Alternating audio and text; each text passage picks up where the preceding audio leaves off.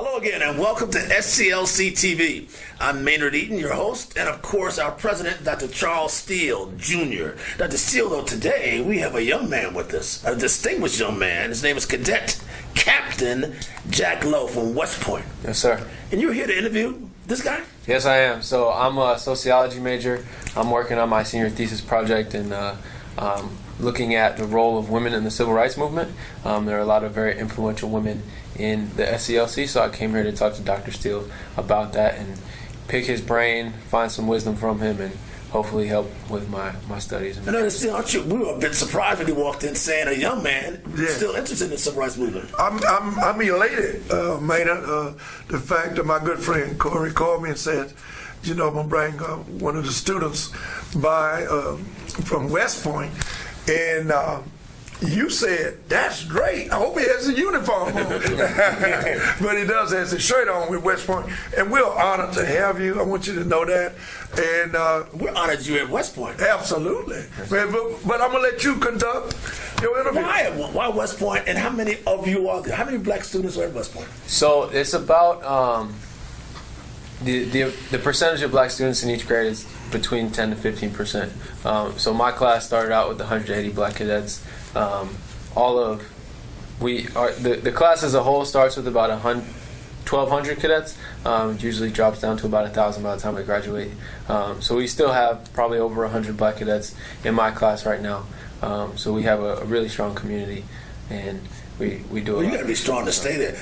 Your friend and mentor Corey says that it starts out with 20,000 applicants for 1,200 places? Yes, sir. Wow. From people from across the country, across the globe. We have cadets from all 50 states.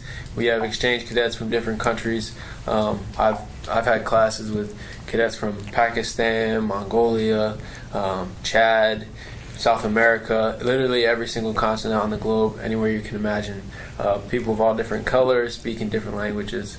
It's really pretty cool. Let me ask you a question. When, Cadet Lowe, when did you realize that you wanted to go to West Point?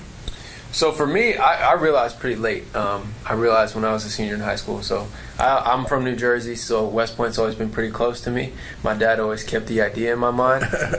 But I was trying to play soccer in college. I hurt my knee. That didn't work out. And I realized that West Point was the best opportunity for me, not only to go to school and get a great education, but also learn how to be a leader and get something from my college experience that you can't get at other colleges. And didn't you tell us earlier, and I'd like to chime in on this, Dr. Steele, didn't you say this is what you want to do, that you really would like to, when you leave, to get involved in civil rights, a young man? Absolutely. So when we graduate West Point, we have to serve for 5 years, at least in the Army. But once I get out, I want to go to law school and hopefully be a civil rights attorney and do what you do one day, sir. So it's not a joy, though. That is a joy. With a man, yes. I mean, it's not over. It's not. You keeping something alive in young people. That's right. We're in good hands for the future to have Cadet Lowe here and to know that there are others. But for Corey to bring you in, and you sat there in my office with Mr. Eden and Corey and we talked about your future, and we tried to give you a little wisdom from what we have.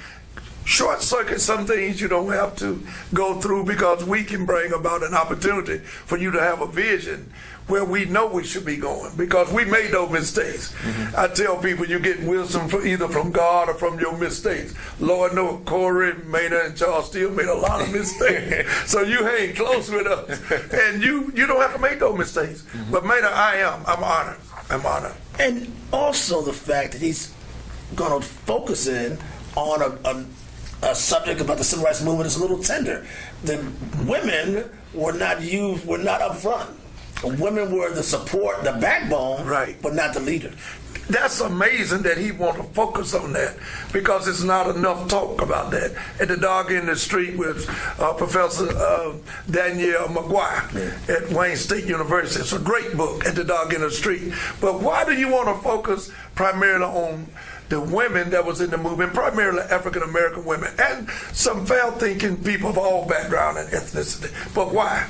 So for me, the inspiration for the research came out of somehow trying to connect the work that Dr. King did with the SCLC and all these other organizations in the 1960s to where we are now, where people are still trying to mobilize and organize to create change and create progress in our society. So as I was studying, I was looking at it, I saw that Dr. King gets killed, Malcolm X gets killed, Medgar Evers, Stokely Carmichael and others get exiled from the country, and there's an absence of these male leaders who in a lot of ways were pushing the movement forward, but below them in a lot of places, because of discrimination and the fact that women couldn't have these leadership roles in organizations, the women were the backbone of the organization, like you said. Absolutely. And they were mobilizing the people. Right. And so what I believe and what I found in some of my studies is that even after some of the leaders die and we lose those,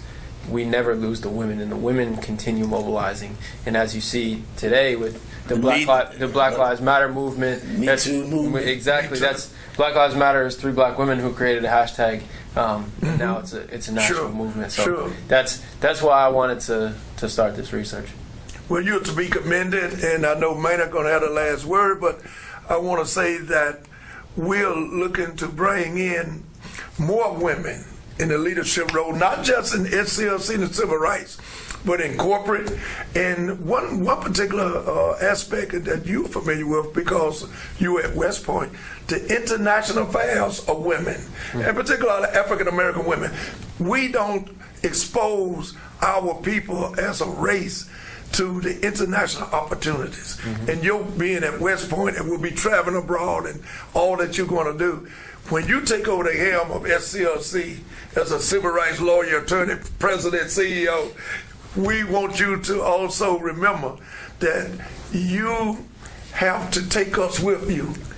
You know, not only do we have discrimination with women, but also the elders.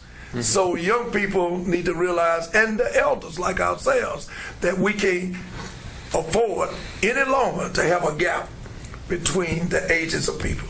Yes, sir. His name is Cadet Captain Jack Lowe, man. You have a promising future. Of course, our President CEO, Dr. Charles Steele. This might be one of the best interviews you've ever done. Well, thank you, sir. Thank you, I'm sir. Maynard Eaton. See you next week.